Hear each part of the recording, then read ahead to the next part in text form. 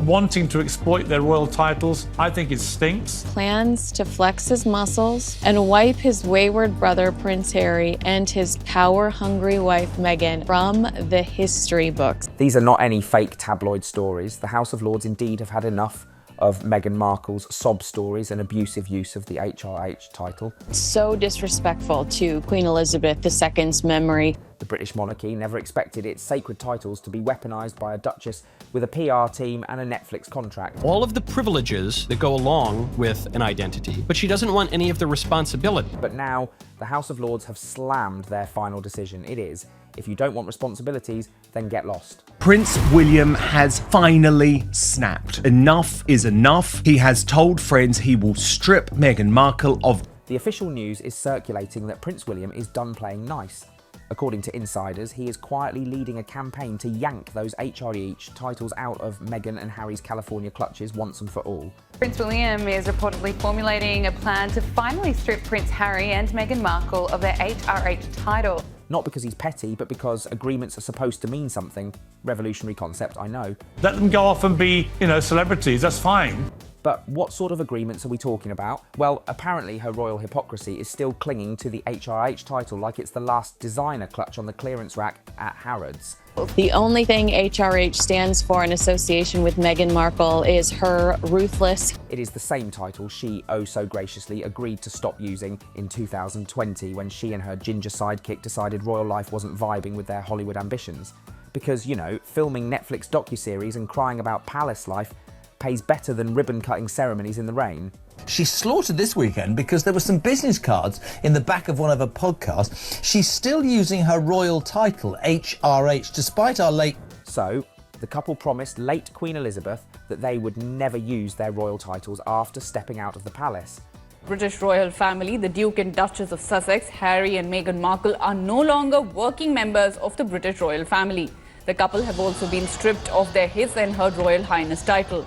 They will also have to pay rent for their UK house. But it seemed like Meghan and Harry had short-term memory loss, because Meghan is allegedly still sprinkling that Her Royal Highness fairy dust over public appearances. The tiara, she doesn't want the public service. Parliament and Prince William's tolerance for Sussex brand delusion has apparently expired right around the same time as their last Spotify contract. Beast has reported that King Charles is turning a blind eye, but King William won't. So what is the Parliament doing? Well, all the tabloid stories and sob interviews of Meghan have now found their way into the actual literal House of Lords. Yes, the place with robes, wigs, and people who still care about constitutional integrity. These people have decided that enough is enough. A formal petition is now being discussed to strip Meghan of her Duchess of Sussex title. There are growing calls to strip Harry and Meghan of their royal titles. The New York Post is reporting that locals in the UK say enough is enough, especially after Prince Harry's disaster. Here, one astonishing thing happened that British had never seen before. Both Conservative and Labour members are backing the petition. That's right. An institution that can barely agree on lunch is now united on one issue. Meghan needs to sit down and let go of the royal sparkle she traded in for Spotify contracts and staged photo shoots with chicken coops. And just like that, Meghan's fairy tale narrative hit a plot twist, with legal backing and powdered wigs. But it's hardly a secret that the palace has already conducted secret meetings with members of the government to discuss. This isn't some anonymous Reddit rant from a retired butler. This is Lord Simon Lees standing up in the chamber and saying, right, let's tidy this up. Because, believe it or not, in Britain, titles aren't fashion accessories for Instagram bios. They are sacred responsibilities that seem to have slipped through the cracks somewhere between Netflix deals, Spotify deals, BBC interviews, and that unforgettable car chase through New York. Family at this point in time, after the Oprah Winfrey interview, Spare, and the Netflix series, want nothing to do with these two. Here, another funny thing is that not only is the House of Lords fed up with Meghan, but the general public is also. Strip Harry and Meghan of their royal titles. The New York Post is reporting that, according to the May 2025 numbers, a whopping 77% of Britons now believe Meghan should lose her Duchess title. This is called a Category 5 rejection. This is a national eviction notice, and the public has spoken. Pack up the pearls, the faux humility, and the podcast mic, because Sussex is closed. When nearly 8 out of 10 Britons want your title gone, it's no longer just bad PR, it's a constitutional exorcism. And we don't give a shit about you. You're not our fucking prince.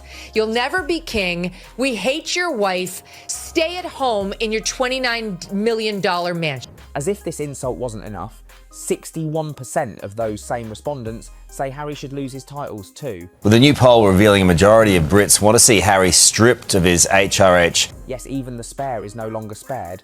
Because if you thought the British public would endlessly tolerate jet-set victimhood from two Montecito millionaires while the NHS crumbles and the monarchy clings to formality, you thought wrong. Turns out cashing in on royal misery while sipping organic lattes in California doesn't play well with the British taxpayer. Duchess of Montecito running around like a rival royal family, trashing their family. But here's where it gets interesting. While Buckingham Palace clutches its pearls and offers the traditional no comment, Parliament is stepping in. King Charles has kept his silence, but is letting the Parliament do what they think is necessary. A poll by Find Out Now has revealed that most of the public is supporting the King in this family feud, ongoing family feud. Those elected officials who have courage and spine are using the voice of the people to justify actual legal action. Because if the monarchy won't clean up its own mess, then Westminster will happily bring a mop and a shredder. When the House of Lords is doing what the House of Windsor won't, you know it's gone from family drama to public crisis. Do we really believe that the royal family was trying to trap them in the UK? This isn't just about titles anymore. This is about setting a precedent. It's about drawing the line between public duty and personal branding. When someone conveniently forgets the 2020 agreement signed with the late Queen, then the House of Lords gets involved.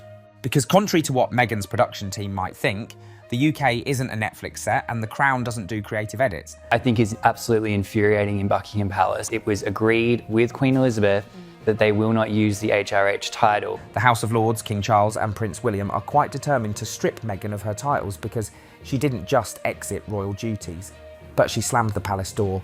The petition circulating through the House of Lords doesn't mince words. It lays out in glorious parliamentary form the very reasons why her brandness, Meghan Markle, should finally be stripped of the Duchess of Sussex title. Beyond anything I've ever seen. Let's unpack the charges, shall we? First is the breach of diplomatic protocol.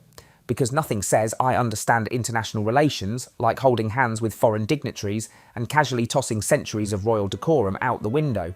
Meghan, in her tireless crusade to be relatable yet regal, has reportedly crossed diplomatic lines that even reality TV stars would avoid. There's a reason royals don't just pop into embassies and start freelancing foreign policy like it's a BuzzFeed quiz. All about trust. They excluded Meghan Markle from the Sandringham summit because they were afraid she would secretly record the... Her second crime is publicly mocking royal status. Whether it's snide jabs in interviews, passive-aggressive jokes about curtsying, or dramatic reenactments of royal rituals, Meghan's turned mockery into a marketing strategy. Apparently nothing boosts your brand like monetizing an institution you claim traumatized you. Americans will understand this. We have medieval times, dinner and tournament. It was like that. Like I curtsied as though I was like... The third crime is using the title for commercial gain. Because when you're trying to build an empire based on authenticity and healing, naturally, you slap a Duchess label on everything from your children's book to your defunct Spotify deal. Let's be real here. The title Meghan Markle Lifestyle Influencer doesn't pull the same weight as the Duchess of Sussex Humanitarian Visionary does. Even Montecito real estate agents know the title's the real marketing tool. This has been Meghan Markle's MO from the beginning. She wants all of the privileges that go along with an identity, but she doesn't want any of the responsibility. Her fourth crime is to take the dignity of sovereign designations lightly. This is the polite British way of saying you've turned a centuries-old title into a reality show prop. The dignity once associated with being a duchess is reduced to background noise in a Netflix docuseries filled with slow-motion walks, beach shots, and vague grievances. These titles used to mean something. Now they are just branding collateral in the Markle content machine. I remember in the car and driving up and he said, "You know how to curtsy, right?" And I just thought it was a joke. Here, we shouldn't forget about the Beyoncé concert incident. In it, Meghan Markle allegedly told Mindy Kaling to call me Meghan Sussex while laughing it up in a luxury box. Oh, and followed it with the now immortal phrase, "You know I'm Sussex now." Royal legacy reduced to a punchline at a pop concert. We are truly through the looking glass. Let's be clear, this wasn't some quiet slip of the tongue at a state dinner. This was Meghan treating Duchess of Sussex like it's her new celebrity brand name, somewhere between Meghan Glow and Meghan CEO of Authenticity. And the fact that this bizarre flex happened at a Beyoncé show just adds another layer of surreal spectacle to the already flaming circus. When your royal title has better screen time than most of Parliament, it might be time to re-evaluate your career path. A mad, keen player of the victim card. The nasty Brits who took against her. The House of Lords makes sure to add all these crimes in the petition, and after reviewing the list, nods their heads in agreement. These crimes are enough for Meghan to get stripped of her title. But the drama hasn't finished here. The unofficial royal tour of Nigeria is still here to discuss. Hill's decision to not overturn the ruling on his security in the UK. Let's call this tour what it was, a fake royal tour. No approval from Buckingham Palace and no coordination with the UK Foreign Office. But there they were, Meghan and Harry hobnobbing with Nigerian military leaders, giving heartfelt speeches and posing like global peace envoys. All under the shiny label of a private cultural visit, which, funnily enough, included all the optics of an official state mission minus the actual authority.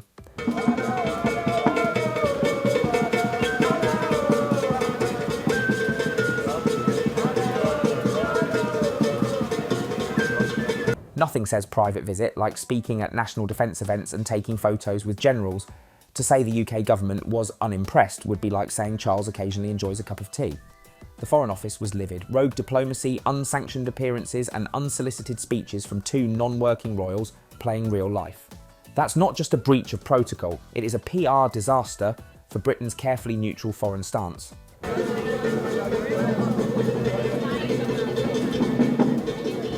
When you freelance diplomacy in a designer caftan, the Crown starts dialing damage control at 9 AM sharp. This wasn't cultural exchange, it was post-royal performance art. Meghan and Harry paraded around like global representatives of the monarchy while simultaneously suing the British press and shading the firm in interviews. It's the geopolitical equivalent of quitting your job, storming out of the building, then showing up uninvited at an international board meeting and giving a TED talk. You can't scream, "We're private citizens," aren't you, from one mic and "We represent the Crown" from another, and expect no one to notice the feedback loop. Johannesburg, South Africa this morning at a university, supporting education for women. That tour is being cited as one of the primary reasons for the formal backlash in Parliament. It wasn't just a mistake, but it was the final straw. So while the Sussexes sip post-tour cocktails in Montecito and draft another heartfelt think piece on global unity, the House of Lords is busy debating how to untangle the diplomatic chaos left in their wake.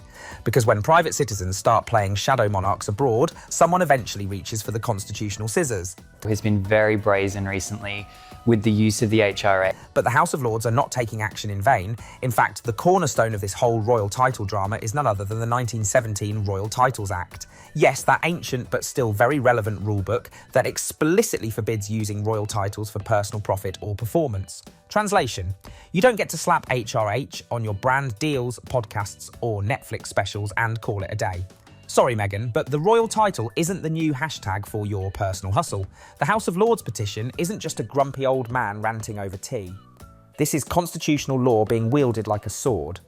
The claim is that Meghan has blatantly ignored this century-old statute by repeatedly using her Duchess title to promote everything from children's books to speaking tours. Harry and Meghan have been bumped down the pecking order. When you go to the website, now they're much lower down. They're below Princess Alexandra and Duke of Kent because obviously they're not. Who knew the Crown's rulebook included a clause against turning peerage into a pop-up shop? No matter what Meghan's defenders claim when the heat is on. This is a hard-hitting cultural critique. Meghan's image obsession, her relentless self-promotion, and her blatant disregard for British traditions are at the heart of this storm. How dark his skin might be when he's born. What? And it's not about being a woman or a person of colour, but it is about respecting an institution that predates reality TV and Instagram likes. Defenders say it's racism and sexism, but it's common sense and constitutional integrity. The petition, backed by both Conservative and Labour peers, isn't just a power play, it's a constitutional correction, because no matter how glossy your Netflix documentary or heartfelt your speech is, royal titles aren't your personal trademarks, they're symbols of a nation's history and identity. This isn't about cancel culture, it's about preserving culture. And Meghan has just put herself on the chopping block. What are your thoughts about it? Do share with me in the comments section and subscribe to our channel for more.